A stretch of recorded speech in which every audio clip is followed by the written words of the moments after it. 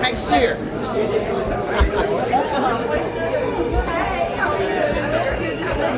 It was,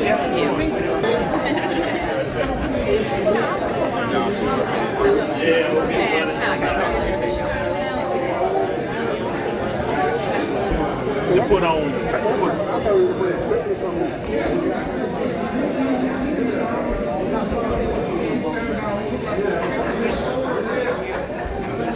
Yeah, I don't even know who got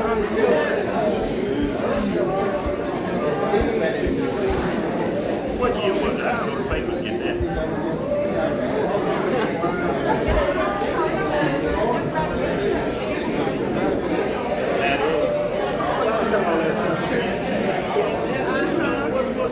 So we kind of pick it up.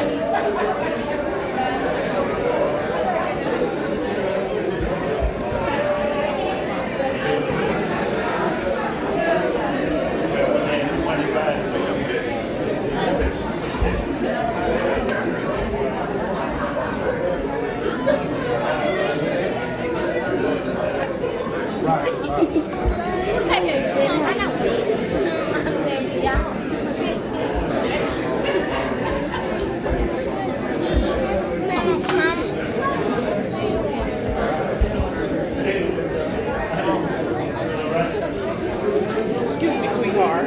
Sorry.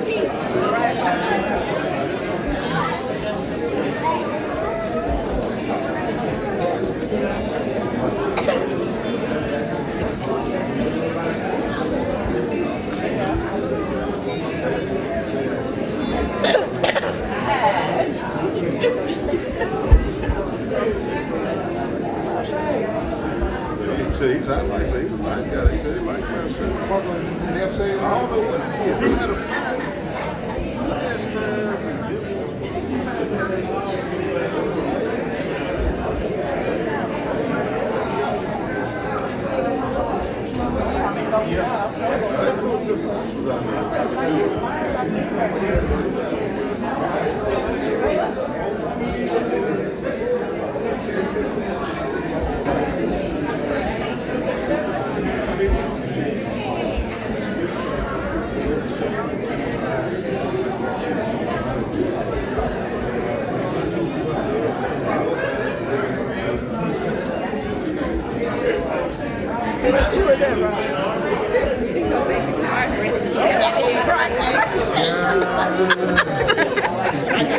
The same hair, still was it? Still got the same hair. Yeah. JoJo. What year is it? 8th to 8th grade. That was 65. You like, I should have done it. Can't find me.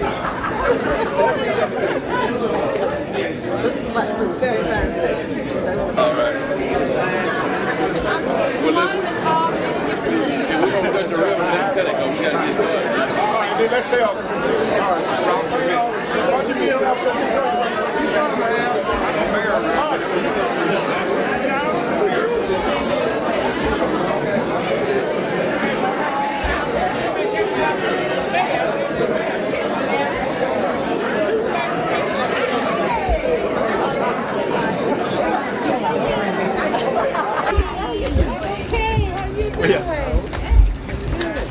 Why don't we get all some of you ladies up here to hold this too?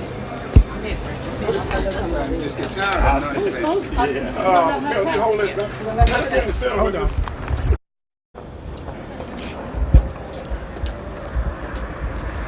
One.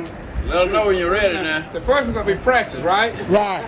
1, 2, 3, practice, and then the next 3 will be for real. 1, 2, 3, practice. This one for real. 1, 2, 3. All right.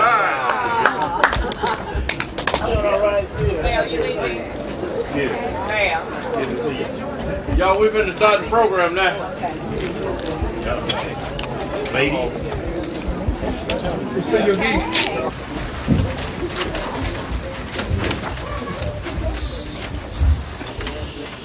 Heavenly Father, we thank you for the blessings of this day. We thank you for the way you blessed this effort.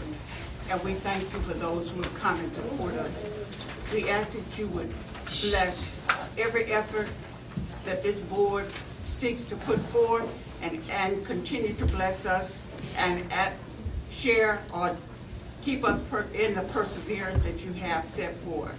Let the vision that you have placed in this board come to fruition and help us as we move forward to give the community the remembrance of the efforts of those who have gone before us. We ask it all in the name of Jesus. Amen. Amen.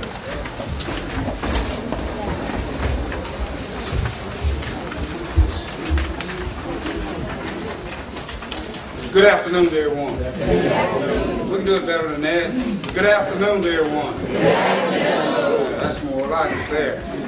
I would just like to take this opportunity to officially welcome each and every one of you that are present here this afternoon to the R.E. Hunt Museum and Cultural Center. I know to a lot of you in attendance here this afternoon, it brings back great memories. The board of directors have come a long ways, and we still have a long ways to go. But with your support, we can go a heck of a lot further. So again, in closing, welcome, welcome, welcome. Thank you.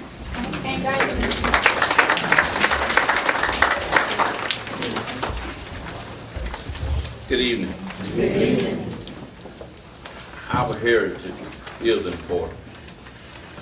It is this board's hopes and dreams that one day that you will be able to enter this museum and listen on audio at the background of people like Professor Hunt, Mayor Robert Smith, Chief Sylvain McQueen, Dr. Reuben E. Dilworth, Attorney Will Cologne, Colonel Albert Temple, Dr. E.J. Stringer, Coach Leslie Frazier, and Supervisor Leroy Brooks.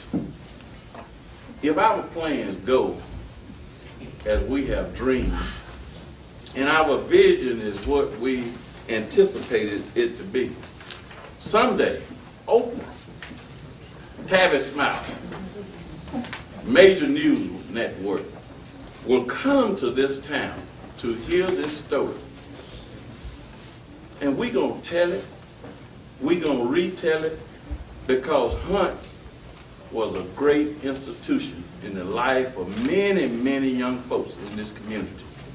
It was the Mecca for all black children who grew up in Columbus during that time. We cannot let this dream die. We shall not let it die. It is our hope and future that if you look at the top of your program, the sketch you have there is a rendition of what we anticipate this to be one day. We need your help, though. There are many artifacts, memorabilia, articles, are things that we can use to enhance what we have out here today. But we need your help. There are many students who should have uniforms. Great pictures, great artifacts that can be used to tell the story of the contribution of the many, many blacks of this community. So we invite you to donate those. We have a donation form out there. Now, I'm going to be honest with you. All of the things that you bring may not fit in the decorum. And we hope that you will understand that this board is going to use good judgment in placing the things in the order that they are to be in. So I ask you today, please if you have anything that'll make this museum and culture center more dynamic than it is for our young folks who are coming along, then I ask you to give it. Thank you, and thank you all for coming.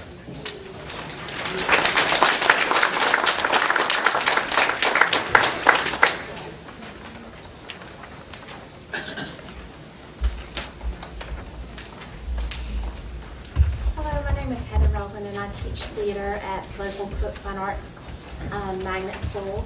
And we are so excited to be here to help you celebrate this wonderful event in our community. Cannot wait to begin to bring our school children here. We see several here represented in the crowd today. And we just thank you for allowing us to be a part of it. And I would like to add Mr. Johnny Johnson's name to the, you left your own name out of that list. He was my principal when I went to school here at Hunt in the 7th grade. So, and made an impact on me. Tell my age. Hey now, that was about 10 years ago or so. But this is Sebastian Rojas Rincon. He is a 5th grade student at Cook Elementary, and will be one of our students performing the Phantom Toll Booth on December 17th, a Tuesday evening at Cook, and we'd like to welcome you to please come and support our students during that time. And again, thank you for this wonderful contribution to our educational community. If you will, please rise for the singing of the national anthem.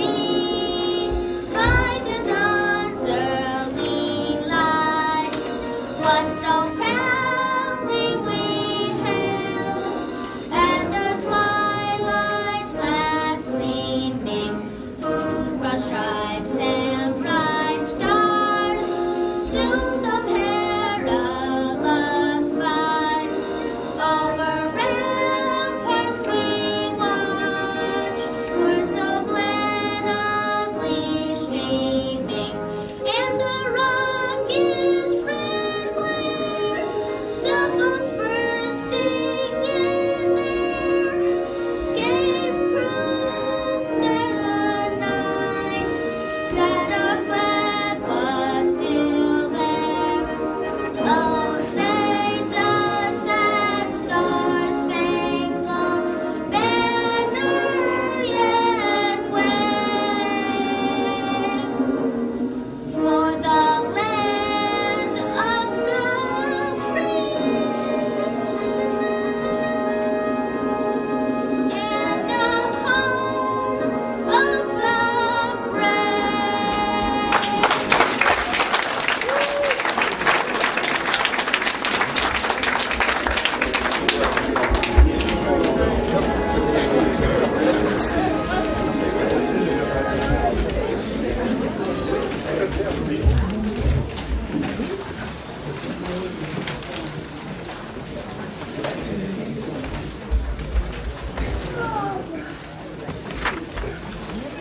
Here in Rattle, it's hard to follow such eloquent speakers, and Mr. Johnny did a beautiful job.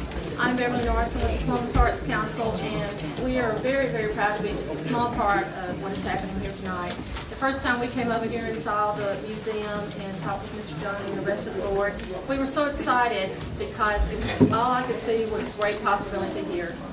Possibilities, and tonight I'm even more excited because now it's really exciting possibilities, and I think it's wonderful to see this group here tonight, and hope that everyone will continue to support this great effort by these people, because it's not easy to get things like this off the ground. We know from experience, and they need all the support you can give them. As we all know, from anybody who tries to do events, especially nonprofits, it's very important to have the support of your local government, businesses, and your citizens. So tonight I'm here to introduce our storyteller this evening. Mr. Lynn Cabral is here from Rhode Island. He just flew in this afternoon with his friend, Mr. Richard, who's up here videotaping, so smile and look pretty on the camera. But Lynn has had a long history of storytelling. I'll say at least maybe 30, 35, 40 years. And he's performed all over the country and, of course, internationally as well. He's won many awards for storytelling. And I think that you are in for a really, really big treat. Matter of fact, I know you are. He will be performing during the weekend at our Possum Town Tales Storytelling Festival, and there are some brochures out front. That's my commercial. But it's a great event that we have going on, and I love it because it's something for a family, something that the family can do together with adults, grandparents, children, grandchildren, and to us that's very important. But storytelling is all about keeping us connected one to another. So at this time, I'm going to turn the floor over to Mr. Lynn Cabral.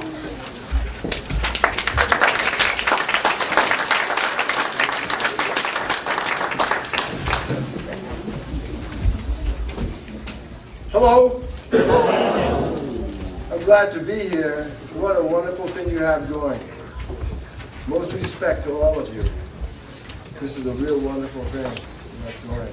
I live in Rhode Island, and I'm second generation Cape Verdean. My grandparents came to America from the Cape Verde Islands with the whaling industry, and settled up in New England and New Bedford, Massachusetts. And so I've had the pleasure of coming to this part of the country a few times, but I'm so glad to be here today to see you, and especially to see you young people looking at what the elders in their community are giving you. They say that long ago, the earth and the sky were very close. And the animals, they liked it that way. I don't know why. They just did. One morning, the moose was drinking water at the lake, and he saw the reflection of the sky in the water, and he noticed that the sky was pulling away. And the moose said, "My gosh, the sky's pulling away. I better stop it." And the moose stood on its hind legs, took its antlers, and stuck its antlers right into the sky. And the moose started to pull the sky back to the earth.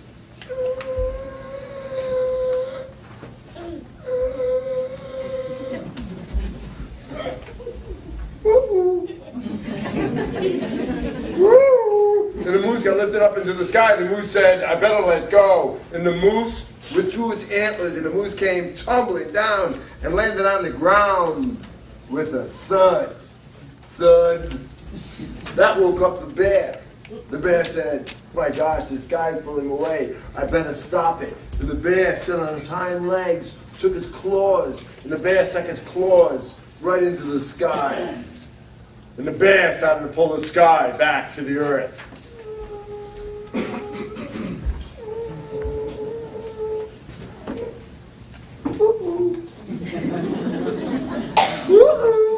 And the bear got lifted up into the sky. The bear said, "I better let go." And the bear withdrew his claws, and the bear came tumbling back to the earth and landed on the ground with a thud.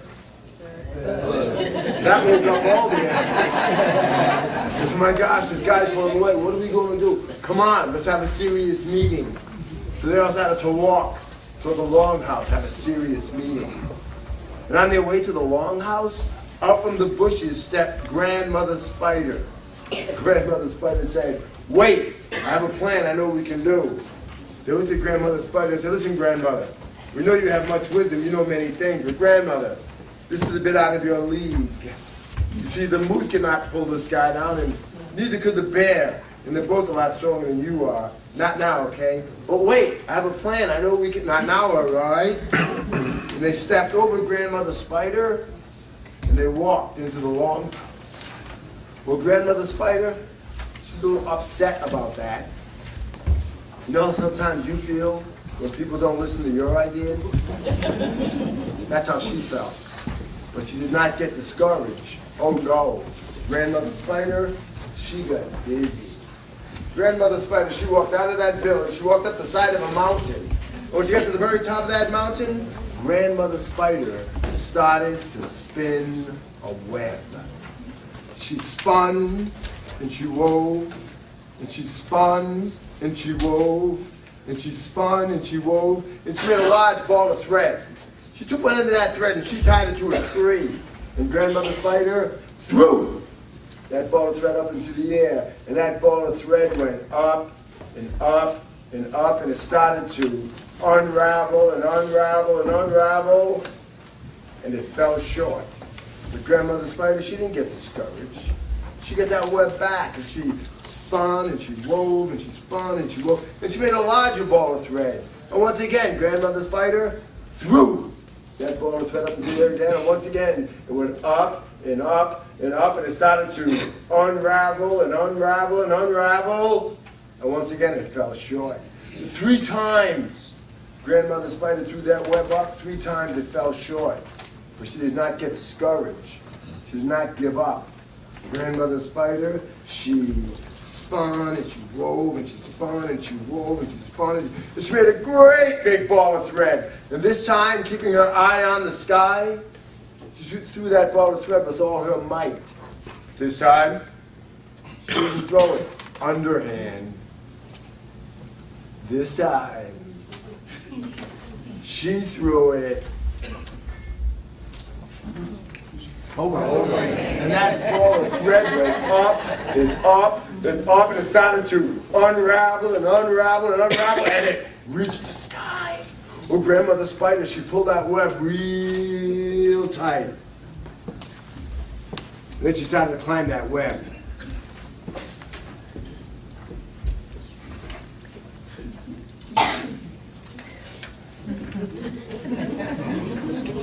When she was way up in the sky, she spun another web and she attached it to the sky. And then she swung down on that web, and as she swung down, she spun and she wove and she spun and she wove and she spun and she wove all the way back to the earth. And she attached it to the earth, and then she climbed that web, and as she climbed, she spun and she wove and she climbed and she spun and she wove back and forth, day and night, spinning and weaving back and forth, day and night. And finally the earth and the sky went. And the animals, they felt the earth shake. They came out of that longhouse, and they looked, and they saw all these webs coming out in the sky. And they knew that was the work of Grandmother Spider. Well, they searched her out, and when they found her, they said,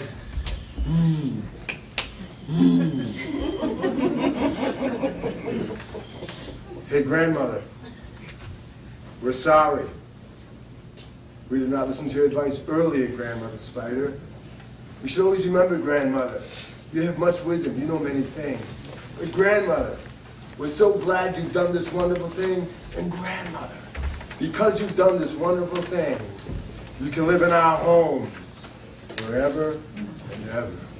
And ever since that day and time, spiders have lived. In my house, I love to shower. I don't know why. In the basement, the garage is there. And I'll tell you something else. On a sunny day, maybe some of you saw it this morning. I hope tomorrow's sunny. Early in the morning, when you first get up, if you look outside, just right, sometimes you can see these webs coming down from the sky, passing through clouds, right to the tops of trees, and to the sides of buildings, and right to the ground. You can see them. Some people will say, don't be silly, that's sunlight. That's the work of Grandmother Spider. Those are the webs that hold the earth and the sky in place.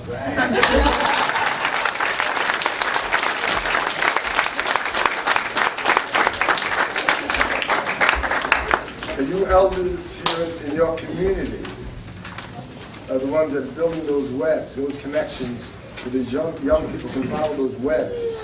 And it's going to be a fine connection to this wonderful museum, and to the schools, and to people's families. And we're building these connections with stories, and I know there's lots of stories in this building. You all have stories. And it's important that we share those stories with the youth, so they'll know their history. Also, you know, if I'm sure a lot of people that have helped out have passed on. But as long as we tell stories about them and say their names, they're with us, their energy is with us. And that's how history is kept. And I can see it, Oral History Project, it was mentioned about having a recording so you can come in and listen to your mayor, listen to the principles and the prior principles on a recording in a museum like this. And it's great for the youth to come in and hear stories like that. And maybe you could set up an area in the museum where people can come in and share stories about your very rich community. You've got a powerful thing going on here, and I'm just so glad to be here. I'm a storyteller, so when I go back home, I'm going to tell you about this.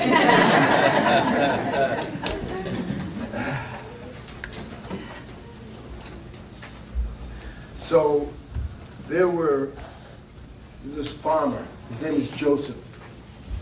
He had this farm, and right next door to him was his buddy. And they were friends since they were young, like many of you. Friends since we were very young. And they grew old together. And now they were old men.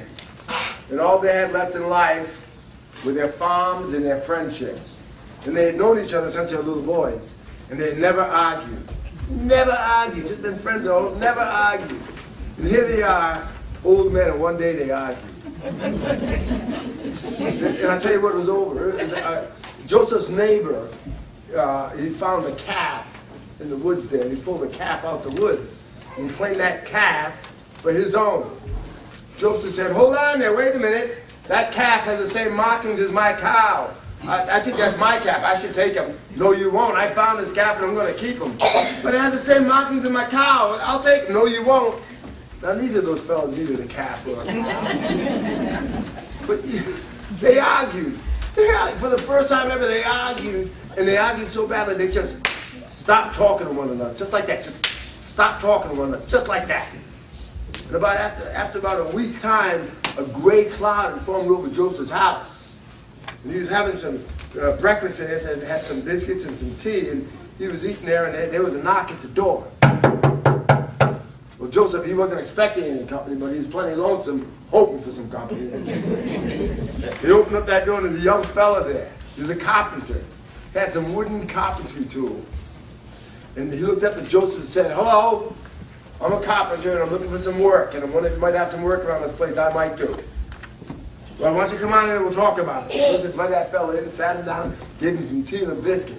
And Joseph took a liking to this young fella. He said, young man, you know something? Here's something I got for you to do.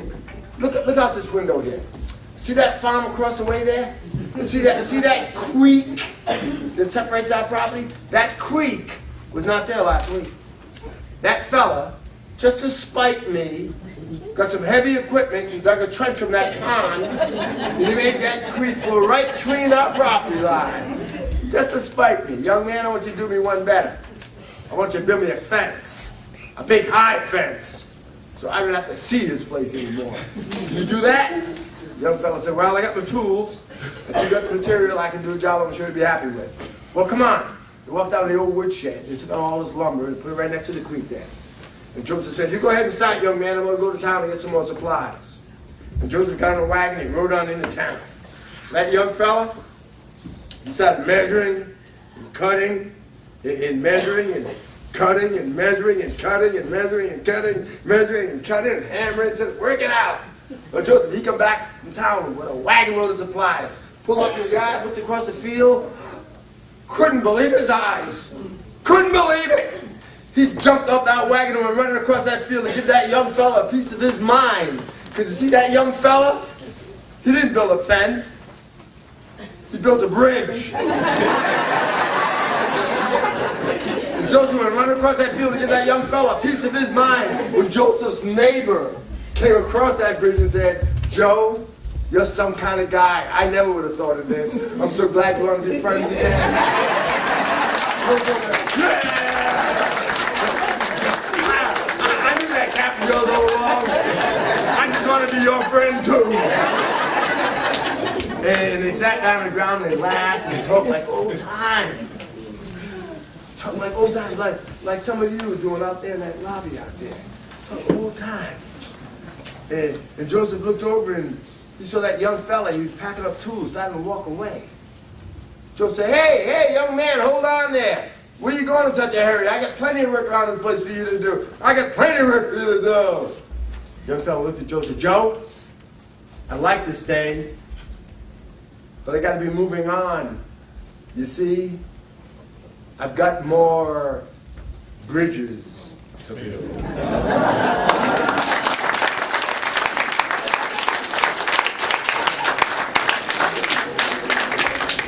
Each one of you here are bridge builders and people who make donations, people who come in and say, I can help paint, or I got something in my garage, I got something in my cellar. Man, I think it'd be great in a museum. You help them build a bridge for generations, you see. And then, you know, like I said, when I go home, we're not going to talk about this, so you get some tourists coming down here and check out this fine museum that you all are planning on doing. I think I got one more little story for you I can share with you.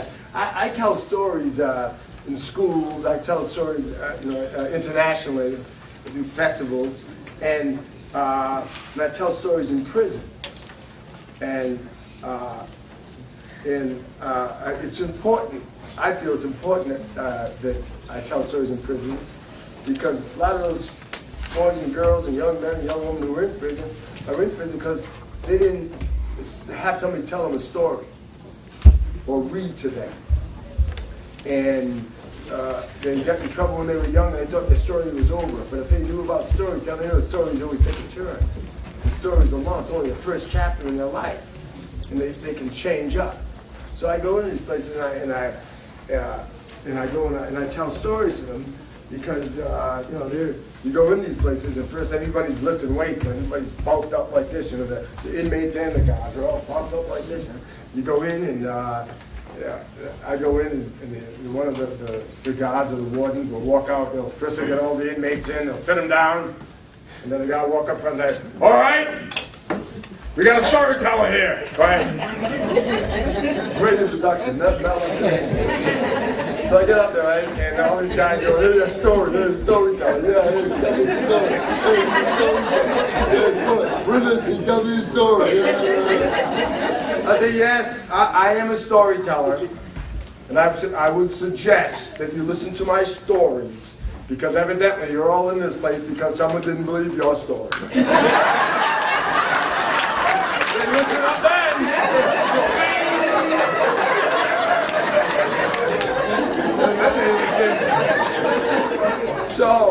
So I'm in there and I'm telling stories, and you know, storytelling. You know, first of all, the inmates are sitting there, and then the guards, you know, they're all bulked up too. You know, they're all like this.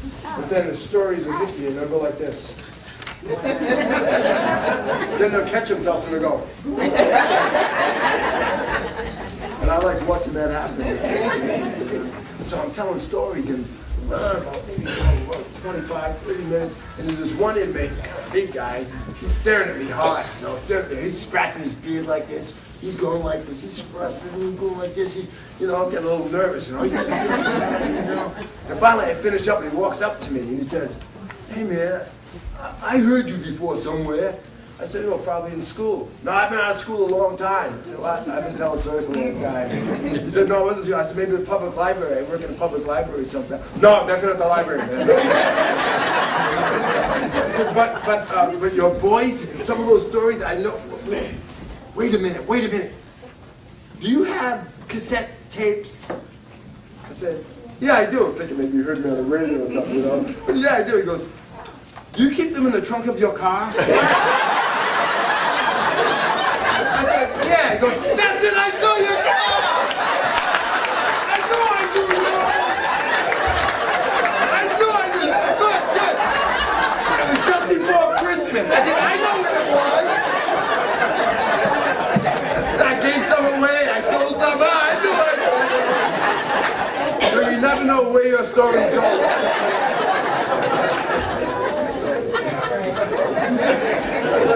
Telling those stories. So I'm going to finish up a story that I wrote, and I share this story in high schools and colleges, sometimes middle schools too, for the message that's hidden up in there, you know. And thinking with stories, you just tell the stories, and you know, the kids, I don't try to preach a story, I just lay the story out, and they'll get it. They may not get it right there, but they get it later on. That's okay, like Proverbs, you know.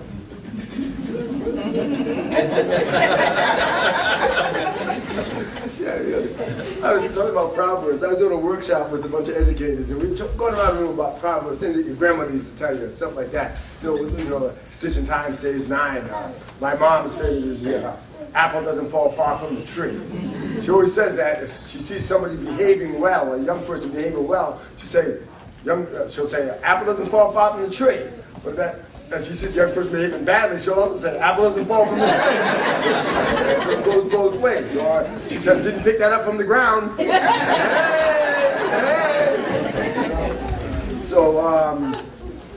So which got me thinking about another story, but I'm going to share this story with you. Once, there were 2 frogs. They were curious frogs. They lived in a pond. There was a young frog and an old frog. This is the sign language frog. You know that expression people say, you got a frog in your throat? This is a sign of frog. Once there were 2 frogs. They were curious frogs. They lived in a pond. There was a young frog and an old frog. They were curious frogs. They lived across that pond and they saw a field. So they swam across that pond. They got out to that field. They were looking all around because they were frogs.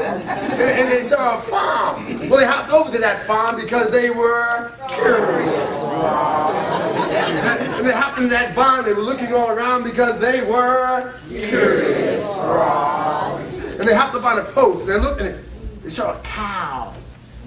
And right beneath that cow, they saw a pail full of fresh milk. Now those frogs, they never saw milk before. They didn't know what milk was. But they were curious frogs. That young frog and that old frog hopped off that post and landed on the edge of the pail. And they was just studying up on that milk. Just studying up on that milk. Because they were curious frogs. When all of a sudden that cow wagged its tail. And its tail hit the post. It frightened those 2 frogs. That young frog, that old frog went blip, blip, right in a pail of milk. Now the young frog was frightened. The young frog was scared. The young frog started crying. We're going to drown. We're going to drown. We're going to drown. The old frog said, be cool, be cool, be cool. Let me think, let me think, let me think. Stop, stop, stop, stop. Kick your legs, kick your legs, kick your arms. Keep kicking, kick, kick, kick, kick. And the young frog started kicking his legs and kicking his arms. And the old frog was kicking his legs and kicking his arms. And the young frog said, I'm scared, I'm scared. The old frog said, hold on. We'll get it somehow or other. We have to have faith. We have to hang tough. We have to think of options, alternatives, other ways. We have to hold on. What did he say? Hold on. Keep kicking. We got it somehow or other. I don't know how we get out of this. We have to have faith. We have to hang tough. We have to think of options, alternatives, other ways. We have to hold on. Keep kicking. We got it. I don't know. Maybe the cow will drop its tail down the pail. We'll climb up its tail and get out. I don't know. Just hold on. Just hold on. Keep kicking. We got it somehow or other. We have to hang tough. We have to think of options, alternatives, other ways. We have to hold on. Maybe the farmer will come in, spill out the milk. We'll get out that way. I don't know. Just hold on. Just hold on. Keep kicking.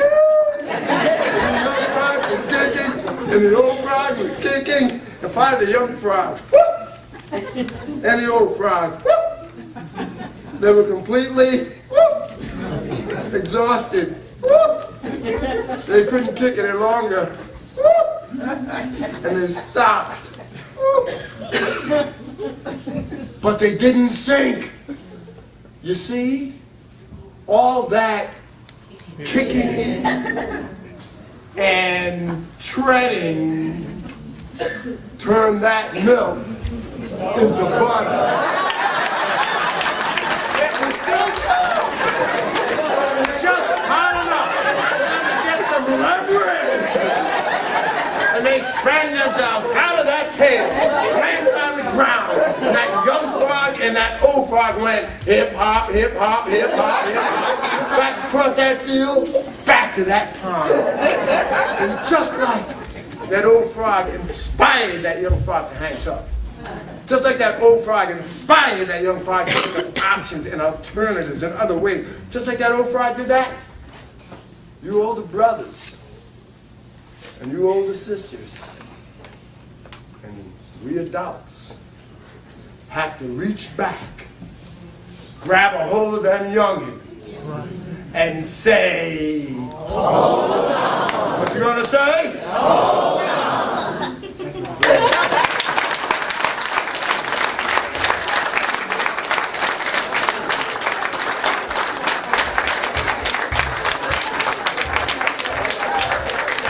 I know you're gonna make this museum a shining place right here in your town. And you're going to have visitors coming from around the country to come see what you have done. And my hats are off to anybody that's working on this project.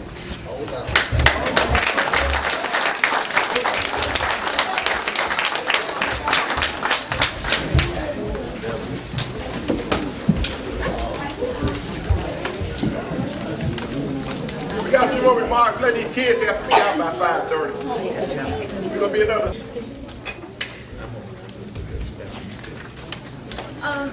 Well, this is a surprise, but I'm going to say a few more words. I hope that you all enjoyed that. I did. We did that in the hallway. So I hope that you'll take a chance to come out and see Mr. Cabral tomorrow night, who will be performing at Joe Cook Auditorium. You can check the Columbus Arts Council website and the brochure for ticket prices and locations and times.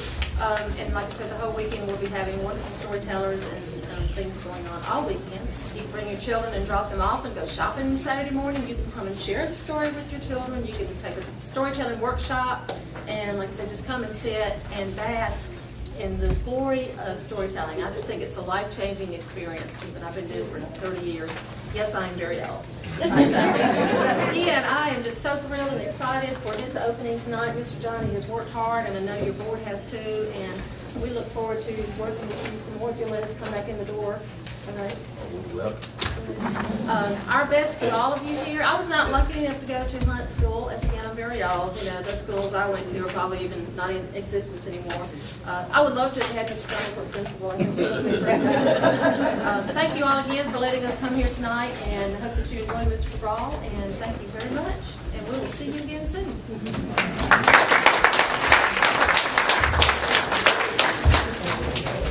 I'm not going to be long, I promise you all, but I do want to take this opportunity to introduce and present to others Mrs. Hunt. This is Professor Hunt. Miss, I'm sorry. Y'all need to see her. Look how beautiful she is.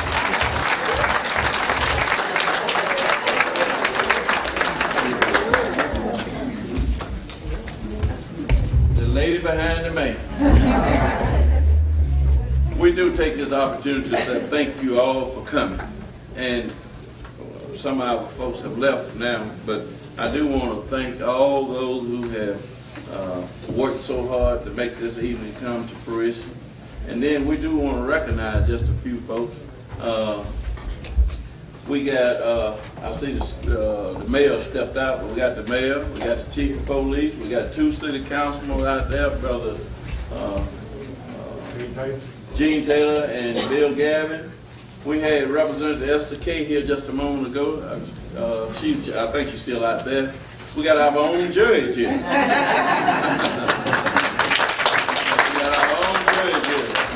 We got our former superintendent back there. He drove up from Jackson to be with us today.